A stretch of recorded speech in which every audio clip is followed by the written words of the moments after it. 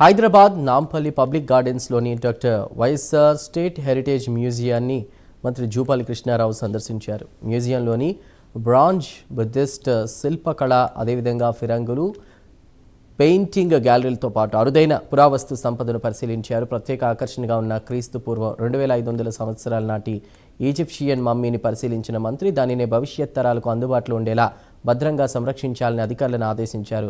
German నిపుణుల నివేదిక ఆధారంగా మమ్మీ సంరక్షణకు 82 లక్షల రూపాయల అంచనా వ్యయంతో ప్రతిపాదనలు సిద్ధం చేసినట్లు అధికారులు మంత్రికి వివరించారు. ఇన్నేళ్లుగా నిరాధరణ, నిర్లక్ష్యానికి గురైన మ్యూజియాన్ని సమగ్రంగా పునరుద్ధరించి పూర్వ వైభవం తీసుకొస్తామని జూపల్లి తెలిపారు. దేశ విదేశీ పర్యాటకులను ఆకర్షించేలా ప్రత్యేక ప్రణాళికలు రూపొందించాలని సూచించారు. మ్యూజియం పునర్నిర్మాణం, భవన సంరక్షణ, పెయింటింగ్ పనులకు సంబంధించిన అంచనాలను వారంలోగా సమర్పించాలని పురావస్తు శాఖ డైరెక్టర్ డాక్టర్ అర్జున్ రావును ఆదేశించారు.